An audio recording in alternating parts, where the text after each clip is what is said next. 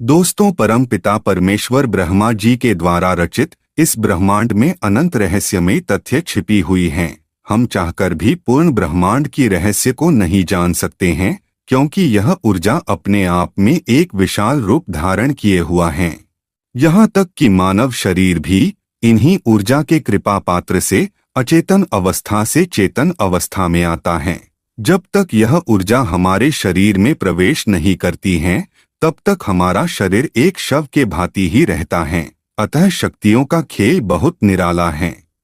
इन्हीं शक्तियों में से एक ऐसी शक्ति है जो इस संसार में करुणा, माया, प्रेम, नाते रिश्ते आदि को निभाने के लिए मानव को प्रेरित करता है और भगवान के अवतार में सहायक सिद्ध होती है। हमारा इशारा माया और योग माया की ओर है। आज हम आपको माया और योग माया के बारे में जानकारी देने वाले हैं, जिससे आप भी इस संसार की माया से मुक्त होकर योग माया को समझ पाए। चलिए वीडियो को शुरू करते हैं।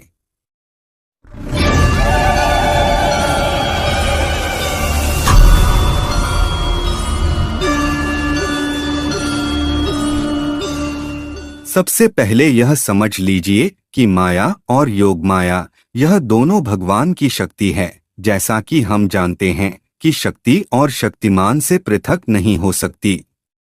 उदाहरण से समझिए, जब हम आग में किसी भी वस्तु को जलाते हैं तो वह जल जाती है, क्योंकि आग में जलाने की ऊर्जा होती है। अगर आपको यह कहा जाए कि अग्नि से जलाने की ऊर्जा शक्ति को अलग कर दो तो यह संभव नहीं हो सकता है। इसी प्रकार माया और योग माया दोनों भगवान की शक्ति है। ये दोनों भगवान से पृथक नहीं हैं।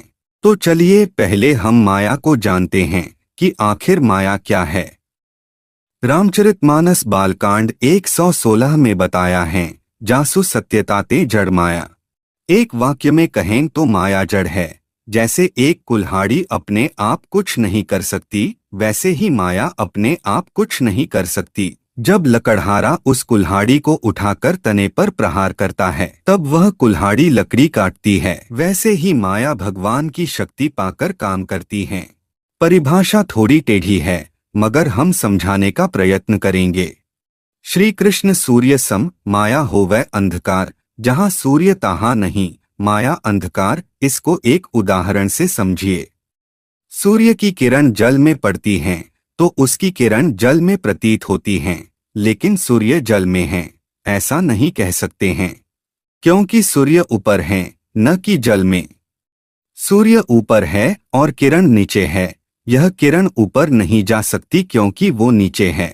लेकिन सूर्य के बिना किरण तालाब पर नहीं पड़ सकती। किरण का अपना अस्तित्व पृथक नहीं है, सूर्य से ही किरण का अस्तित्व है। जैसे किरण जल में रहती है सूर्य के बिना, वैसे ही माया भी इस संसार में रहती है भगवान के बिना। श्वेताश्वतरोपनिषद 1.8 में कहा गया है कि संसार जीव, माया और तीसरा ब्रह्मा से युक्त है। इस संसार में जीव या आत्मा, माया और जीव माया व्याप्त भगवान भी हैं। वेद शास्त्र कहते हैं कि यह संसार माया से बना है, और वेद शास्त्र यह भी कहते हैं कि संसार भगवान से बना है। तो इन दोनों में कौन सी बात सही है? दोनों बातें सही है। यह संसार भगवान और माया दोनों के मिलन से बना है। यह माया के अंदर भगवान व्याप्त हुए हैं। तुलसीदास कहते हैं, घट घट व्यापक राम, अर्थात राम एक एक कण में है। राम माया के एक एक कण में व्यापक हैं। भगवान माया के साथ रहते हैं, माया के एक एक कण में रहते हैं। भगवान माया में व्याप्त है। ऊपर दिए गए उदाहरण में किरण को माया बताया गया है। किरण में सूर्य की शक्ति है, लेकिन सूर्य किरण के साथ नहीं है। उसी प्रकार माया भगवान के शक्ति से बना है, लेकिन भगवान माया के साथ नहीं रहते हैं। ऐसे आप यह भी समझ सकते हैं कि माया एक प्रकार से छलावा है, जिससे साधारण व्यक्ति हर बार छला जाता है। जिस तरह सूर्य की किरण जल में है, उसी तरह माया इस संसार में है। संसार माया से ढका है। आशा है कि आप माया को समझ चुके हैं। अब हम योग माया की ओर बढ़ते हैं और ये जानने का प्रयत्न करते हैं कि योग माया शक्ति क्या है, यह कैसे काम करती हैं, योग माया को कैसे पहचान सकते हैं। अगर हम योग माया की बात करें तो योग माया भगवान की अपनी शक्ति है। भगवान के जितने भी कार्य होते हैं वह योग माया से होता है। जैसे भगवान जो भी लीला करते हैं वह योग माया के द्वारा ही करते हैं। भगवान जो कुछ भी सोचते हैं योग माया तुरंत उस चीज को कर देती है। जैसे कि आपने सुना होगा कि जब श्री कृष्ण जी जन्म लिए तो द्वारपाल सो गए, जेल का द्वार अपने आप खुल गए, यमुना ने मार्ग दे दिया। यह सब योग माया से ही होता है। योग माया को कैसे पहचाने, यह विचार आपके मन में जरूर आया होगा। तो चलिए इसे जानने का प्रयत्न करते हैं। जब भी भगवान की कोई चीज या कार्य असंभव हो और वह संभव हो रही है तो आप समझ लीजिए कि यह योग माया के द्वारा हुआ है। जैसे वेदों ने कहा कि भगवान स्वतंत्र हैं, वह किसी के अधीन नहीं है। लेकिन आपने सुना होगा कि भगवान कृष्ण अवतार में यशोदा मैया के डंडे से पिट जाते हैं और रस्सी से बंधे जाते हैं। यह सर्वज्ञ भगवान, सब कुछ जानने वाला, सर्वशक्तिमान भगवान, सबको मुक्त करने वाला मैया यशोदा के रस्सी से बंध जाते हैं और माँ से मुक्त करने की विनती करते हैं, और वो भी अभिनय में नहीं, वास्तव में, जैसे हम लोग माँ से डरते हैं। यह योग माया के कारण ही होता है। तो भगवान के जो लीलाएं हैं वह योग माया से होती हैं, या ऐसे भी कह दो कि भगवान जो कुछ भी करते हैं वह सब योग माया के कार्य होते हैं। और केवल भगवान नहीं, जितने संत महात्मा हैं जो सिद्ध हो चुके हैं, जिन महात्माओं ने भगवान की प्राप्ति कर ली है, वह भी योग माया की शक्ति से कार्य करते हैं। यही कार्य अर्जुन ने किया था। वह सबको मार रहा है। दुनिया देख रही है कि हाँ, अर्जुन ने सबको मारा है, लेकिन वास्तव में अर्जुन ने किसी को नहीं मारा है। यह है योग माया। महाभारत के युद्ध में जितने भी लोग मृत्यु को प्राप्त हुए उन सभी को भगवान ने पहले ही मार चुके थे। यही नहीं, बल्कि इस धरती पर जितने भी लोग हैं उन सभी को भगवान ने पहले ही मार चुके हैं। लेकिन योग माया के जरिए संसार को यह दिखाया जाता है कि अर्जुन ने सभी को मारा है। अब जानते हैं कि योग माया कैसे कार्य करती है। योग माया की शक्ति कुछ ऐसी है कि कार्य माया के करते हैं, लेकिन उनको माया नहीं लगती। जैसे क्रोध करना, यह माया का विकार है, दोष है। महापुरुष और भगवान भी क्रोध करते हैं, लेकिन वास्तविकता यह है कि वह योग माया से कार्य कर रहे हैं। अर्थात चेहरे पर क्रोध है लेकिन अंदर कुछ क्रोध नहीं है। यह योग माया का विलक्षण बात है। अब हम योग माया के स्वरूप को जानते हैं। वेद शास्त्रों के अनुसार दुर्गा, सीता, काली, राधा, लक्ष्मी, मंगला, पार्वती का मूर्त रूप है योग माया। और इसी योग माया से कृष्ण राधा का शरीर है, राधा कृष्ण का, इसीलिए राधे श्याम हैं। और सीता राम हैं, शंकर जी के घर भवानी है योग माया। ये साधारण नारियां नहीं हैं, योग माया के ही अभिनय स्वरूप प्रकट रूप में हैं। अतएव इन नारियों को नारी मत समझिएगा। ये चाहे तो स्त्री के रूप में रहे या पुरुष के रूप में, ये स्वेच्छा से किसी भी रूप को धारण कर सकती है। तो योग माया को स्त्री का रूप मत समझिएगा। योग माया भगवान की शक्ति है, ये कोई भी स्वरूप में रह सकती है। योग माया बिना किसी स्वरूप के भी भगवान और महापुरुष के साथ रहती है। जैसे नारद जी, तुलसीदास, इनके पास कोई स्त्री नहीं है, लेकिन योग माया की शक्ति है। योग माया की व्याख्या अनंत है और इसका महिमा भी। तो हम वीडियो को यहीं पर समाप्त करते हैं। अगर वीडियो अच्छी लगी हो तो वीडियो को लाइक करें और इस प्रकार की जानकारी पाने के लिए हमारे चैनल से अवश्य जुड़े। नमस्कार दोस्तों, आप सभी का एक बार फिर से दैविक शक्तियाँ चैनल पर स्वागत है। हमारे चैनल से जुड़े रहने के लिए आप सभी को बहुत बहुत धन्यवाद। सनातन धर्म नाम सुनते ही एक ऐसी ऊर्जा का निर्माण होता है जिससे मन और तन दोनों ही धन्य धन्य हो जाते हैं। सनातन यानी शाश्वत, एक ऐसा धर्म जिसका न अंत है और न ही आरंभ। दोस्तों, हमारे ऋषि मुनि बहुत ही परम ज्ञानी थे, जिन्होंने जीवन जीने की विशेष परंपरा को बनाए थे। एक ऐसी परंपरा जो सबसे अलग थी। और आज हम लोग जो जिंदगी जी रहे हैं, वास्तव में यह सही तरीका नहीं है। वेदों में 4 युगों का वर्णन मिलता है: सतयुग, त्रेतायुग, द्वापर युग और सबसे आखिरी में कलयुग आता है। इन चारों युगों में से एकमात्र कलयुग ही ऐसा युग है जिसमें मनुष्य का अंत होने का बात कही जाती है। कहा जाता है कि कलयुग के अंत होते होते पूरे ब्रह्मांड का अंत हो जाएगा। ब्रह्मांड का बिखरना, इसका उत्तरदायी केवल और केवल मनुष्य ही हैं, क्योंकि मनुष्य उस समय अधर्म की सारी सीमाएं पार कर देंगे। लोग प्रकृति के नियमों के विरुद्ध जाकर प्रकृति को ही चुनौती देगा। सभी लोग अपने आप को आत्मनिर्भर समझेंगे, लेकिन वास्तव में वे सभी माया और मोहवश अहंकार के आवरण से ढके रहेंगे। जब सभी लोग प्रकृति को चुनौती देंगे तो एक ऐसा पल आएगा जब प्रकृति पापियों के विरुद्ध एक विवेकशील और शूरवीर को उत्पन्न करेगी। धर्म ग्रंथों के अनुसार कलयुग के अंत करने के लिए स्वयं भगवान श्री हरि विष्णु कल्कि रूप में पृथ्वी पर अवतरित होंगे। अब बात करते हैं सतयुग आरंभ होने के और उससे जुड़ी कुछ खास बातें। दोस्तों, ब्रह्मा जी की आयु उनके निजी मान के अनुसार 100 वर्ष मानी गई है। ब्रह्मा जी की इस 100 वर्ष की आयु को पर कहते हैं, आधे को परार्थ कहते हैं। ब्रह्मा जी की एक दिन की आयु को कल्प कहा गया है। ब्रह्मा जी के एक दिन रूपी कल्प में 14 मनवंतर होते हैं। एक देवताओं के समूह के कार्यकाल को एक मनवंतर कहते हैं। सूर्य से लेकर सप्तऋषियों तक के स्थान देवताओं के निवास स्थान हैं। मनवंतर की समाप्ति पर इन सभी का संहार हो जाता है। पुराने देवताओं में कर्मानुसार कुछ वैकुंठ, कुछ ब्रह्मा धाम को चले जाते हैं। सभी मनवंतर समान होते हैं, लेकिन अलग मनवंतर में जीवों का शक्ल, सूरत, आकार, प्रकार भिन्न होता है। एक मनवंतर में 71 चतुर्युग यानी सतयुग, त्रेता, द्वापर और कलयुग होता है।